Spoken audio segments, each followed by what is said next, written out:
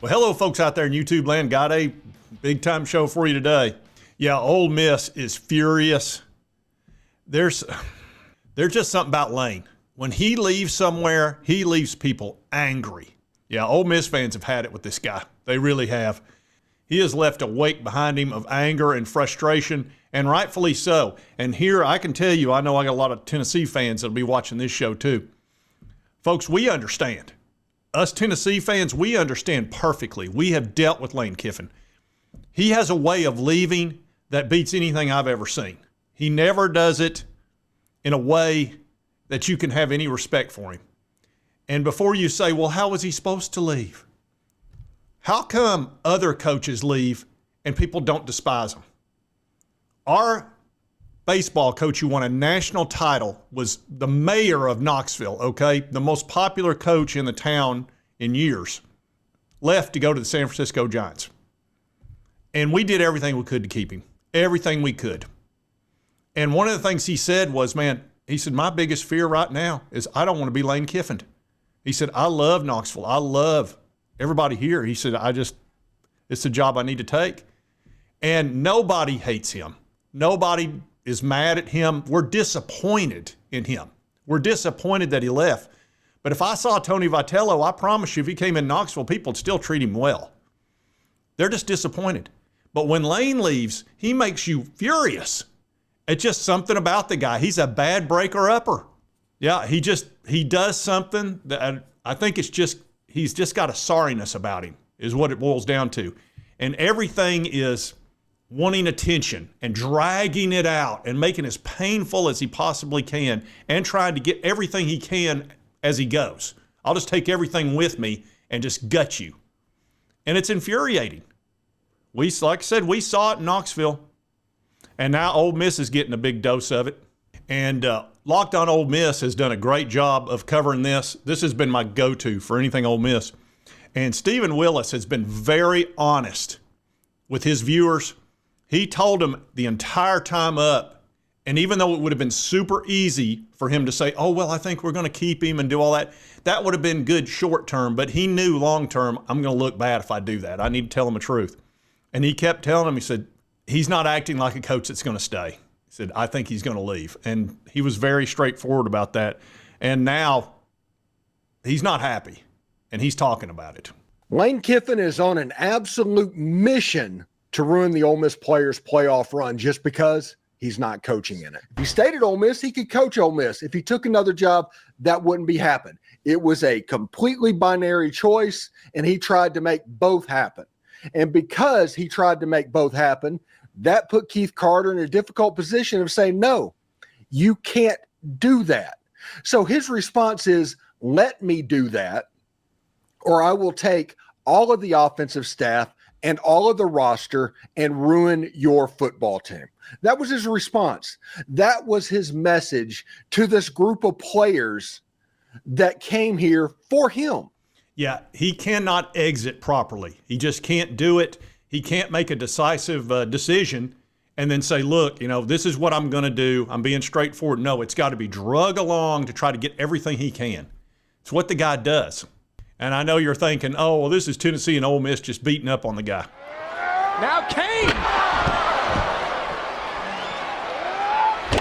Well, they're a tag team now. Look, anybody that has worked with this dude, when he leaves, you don't like him.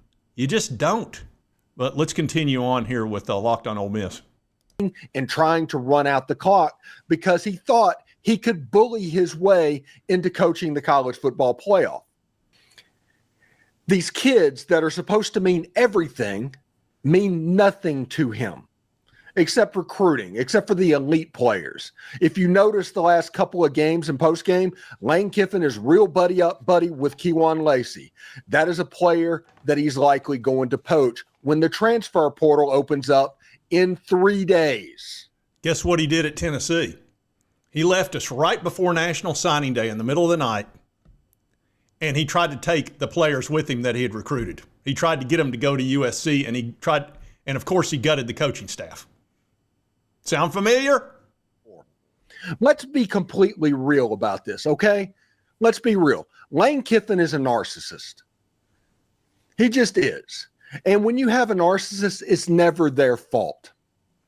So when bad coaching decisions led to a top 2 or top roster in the country last season going 9-3, he didn't blame it on himself for not kicking field goals and not taking points and overall having reckless game plans against Kentucky, Florida, and LSU.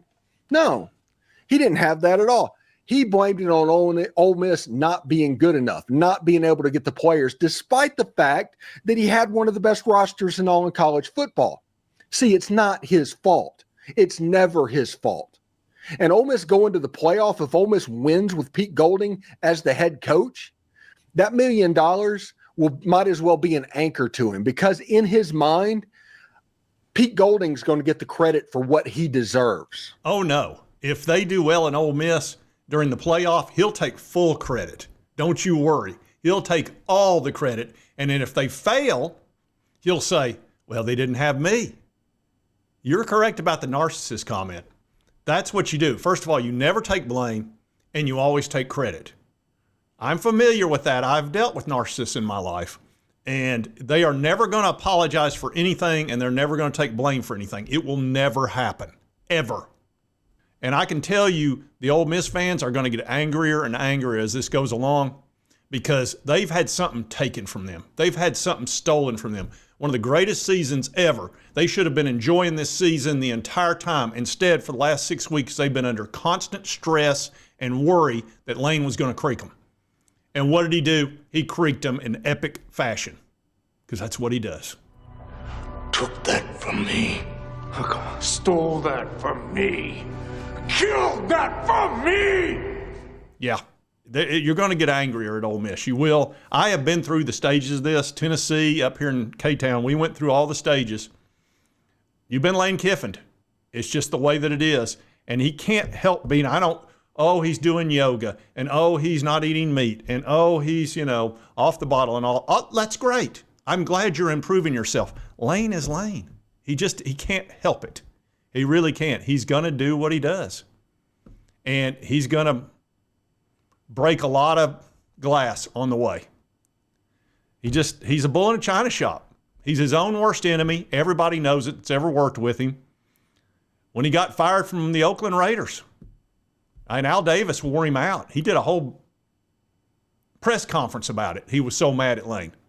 He can't leave right. He just can't. They got fired on the tarmac out at USC because they didn't like him. They didn't like him. He's going to leave ugly. It's the way it is. So LSU fans, I know y'all are thrilled to death, and you think you're Regina George, and you came into high school, and you bullied Ole Miss, and you bullied Florida, and you did all that. You're going to get bullied next. In a few years, when the Texas job opens up, Alabama, Georgia, anything like that, he's always going to take the next step if he thinks it's better. No matter how good you treat him, no matter how things are going, he's looking for the next job at all times. Look at his history. When a person shows you who they are, you might want to believe them. Anyway, I wanted to show you this because I empathize with the Ole Miss fans so much. I empathize with the Locked on Ole Miss guy. I mean, this has been very stressful. This is hard to cover when you're going through it. I wasn't on YouTube when we had the whole thing with Lane. It would have been brutal. I'm sure I would have not handled it well. But this guy's been very straightforward. And if you ought to watch this entire video. It's great. Let me show you what it looks like. Yeah, this is it right here. It says sabotage on the bottom of it. It's got a picture of Lane, Locked on Ole Miss. Check out that entire video. It is well worth the while. I've watched it twice. It's really good, and it kind of lays out from start to finish. So check that out after you watch this, and I think it'll give you a good understanding of what they're going through at Ole Miss. Anyway, I wanted to bring this to you because, like I said, I know us Tennessee fans, we totally understand what you're going through. And he'll probably be successful at LSU, but I wouldn't get too excited down there because you could get Kiffin as well, LSU. Just because you're thinking you're Regina George and you got the guy you wanted, you could be on the opposite end of that in a few years. Anyway, if you like this content, be sure to hit that like button. Let's continue to cover all these big college sports stories. If you've not subscribed, boom, boom, and boom, hit that little button right there. It won't cost you a dime. Help you get my videos. And right over here's the most recent video YouTube thinks you'll enjoy. And if you're an Ole Miss fan, be sure to subscribe to Locked on Ole Miss. God does a great job. Honey, look around you. To everyone here who matters, you're vapor. You're spam. A waste of perfectly good yearbook space. Nothing's gonna change that.